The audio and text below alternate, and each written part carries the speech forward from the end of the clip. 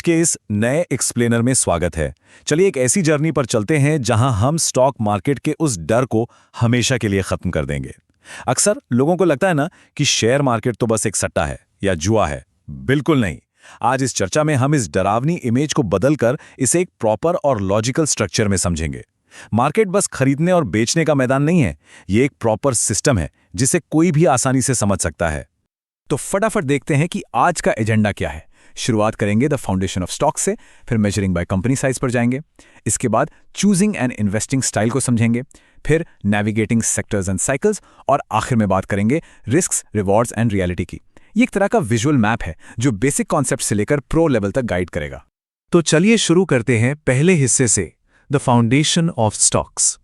कोई भी स्ट्रैटेजी बनाने से पहले एक बिल्कुल बेसिक सवाल का जवाब आना ही चाहिए। आखिर ये स्टॉक या शेयर होता क्या है? क्योंकि देखिए, आगे की सारी बिल्डिंग इसी फाउंडेशन पे टिकने वाली है। स्टॉक खरीदने का मतलब सिर्फ स्क्रीन पर चलते हुए किसी रैंडम टिकर सिंबल पर पैसे लगाना नहीं होता। ये असल में एक चलती फिरती रियल वर्ल्ड कंपनी में हिस्सेदारी लेने जैसा है। मान लीजिए किसी कंपनी के टोटल 1 लाख शेयर्स हैं और कोई उसमें से 100 शेयर खरीद लेता है, तो टेक्निकली वो इंसान उस बिजनेस का एक छोटा सा मालिक बन जाता है। और इसी ओनरशिप की वजह से आगे चलकर कीमतों में बढ़ोतरी का या डिविडेंड्स का सीधा फायदा मिलता है ना कमाल की बात। अब यहाँ एक बड़ा इंटरेस्टिंग कंपैरिजन देखते हैं, कॉमन स्टॉक्स और प्रिफर्ड स्टॉक्स। अक्सर जब कहा जाता है कि स्टॉक्स खरीदे हैं तो वो कॉमन स्टॉक्स ही होते हैं। इनमें वोटिंग राइट्स मिलते हैं और मुनाफा भी बड़ा हो सकता है। लेकिन अगर कंपनी डूबी तो इनका पैसा सबसे आखिर में वापस मिलता है। वहीं दूसरी तरफ प्रिफर्ड स्टॉक्स थोड़े अलग हैं। ये किसी हाइब्रिड मॉडल जैसे हैं जो बॉन्ड्स की तरह बर्ताव करते हैं। इनमें रिस्क कम होता है, एक फिक्स डिविडेंड मिलता है, और अगर कंपनी पर बुरा वक्त आए तो इनको पेमेंट्स में कॉमन शेयर होल्डर से पहले प्रायोरिटी मिलती है।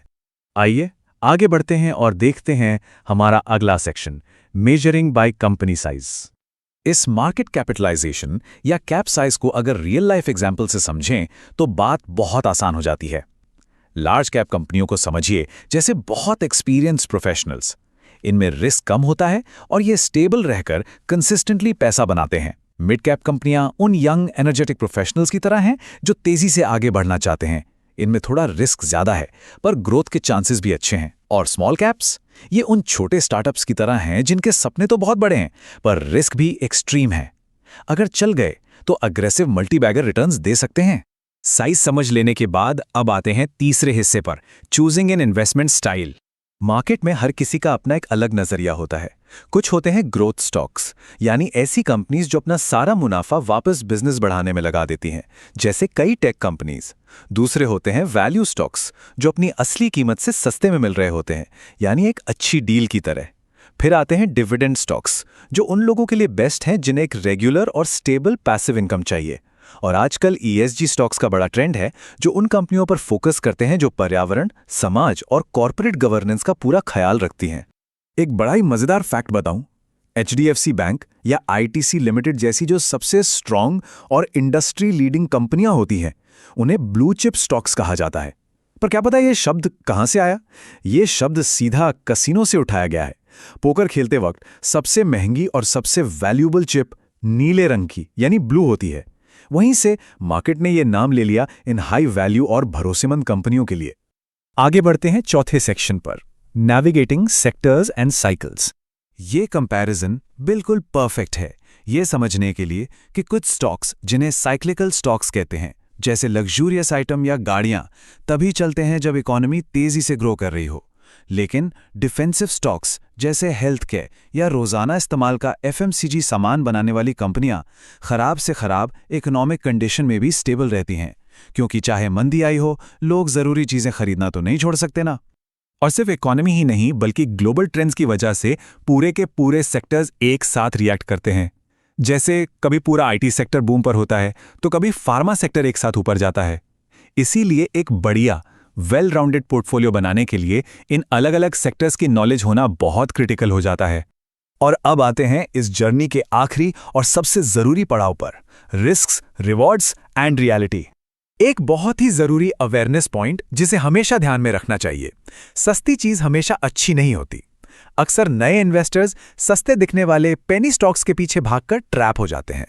इन पेनी स्टॉक्स में कोई फंडामेंटल मजबूती नहीं होती। इनमें भयानक उतार चढ़ाव होता है और ये सिर्फ अफवाहों या मैनिपुलेशन से चलते हैं। मार्केट में आने का सबसे बड़ा सपना क्या होता है? यही 100x वाला फिगर, यानी किसी स्टॉक की कीमत 10 गुना या 100 गुना हो जाए, जिसे मल्टीबैगर कहते हैं। पर रियलिटी चेक ये है कि ऐसी इंटेंस हाइप और तेजी के तुरंत बाद अक्सर भयानक क्रैशेस भी आते हैं। स्पेकुलेशन के उन जालों से बचने के लिए प्रोफेशनल लोग इस सीढ़ी का इस्तेमाल करते हैं। स्टेप 1, फंडामेंटल एनालिसिस, जहां कंपनी का रेवेन्यू, प्रॉफिट और कर्जा परखा जाता है। स्टेप 2, टेक्निकल एनालिसिस, जिसमें चार्ट पैटर्न्स और प्राइस मूवमेंट को देखा जाता है।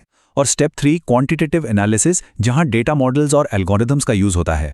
इस पूरी प्रोसेस का एक ही मोटिव है कि फ्यूचर के सपने देखने से पहले रिस्क को मैनेज किया जाए। क्योंकि देखिए, स्ट्रैटेजी चाहे कोई भी हो, मार्केट में रिस्क हर जगह मौजूद हैं। मार्केट रिस्क से लेके बिजनेस का फेल होना, इकोनॉमिक स्लोडाउन, मैनेजमेंट की गलती, रेगुलेशन के बदलाव या फिर कोई ग्लोबल इवेंट, इन सबसे एक बात बिल्कुल क्लियर हो जाती है कि हर किसी के लिए कोई एक परफेक्ट स्टॉक जैसी चीज नहीं होती। तो मार्केट को पूरी तरह से किस्मत के भरोसे छोड़ना एक बहुत बड़ा मिथ है। जैसा कि ये कोटेशन शानदार ढंग से बताता है, अगर सही नॉलेज, डिसिप्लिन और पेशेंस के साथ अप्रोच किया जाए तो मार्केट कोई गैम्बलिंग नहीं है। असली वेल्थ तभी बनती है जब लंबी अवधि के लिए अपने फाइनेंशियल गोल्स को सही स्टॉक्स के साथ जोड़ा जाए। तो अब सोचने वाली बात यह है, क्या बिना सोचे समझे किस्मत के भरोसे रिस्क लेना है, या फिर प्रॉपर नॉलेज और डिसिप्लिन के साथ अपना वेल्थ क्रिएशन का रास्ता खुद बनाना है? अगली बार जब भी इन्वेस्टमेंट का ख्याल आए तो इस सवाल को जरूर याद रखिएगा।